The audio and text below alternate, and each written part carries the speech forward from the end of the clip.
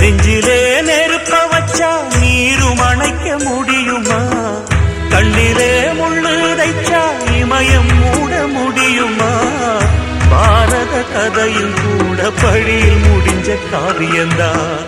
இருப்பதும் இறப்பதும் அந்த இயற்கையோட கையில, இருப்பதும் இறப்பதும் அந்த இயற்கையோட கையில. நான் மறைஞ்ச பின்னும் நிலைப்பது என் உயிர் எழுதும் கதையில.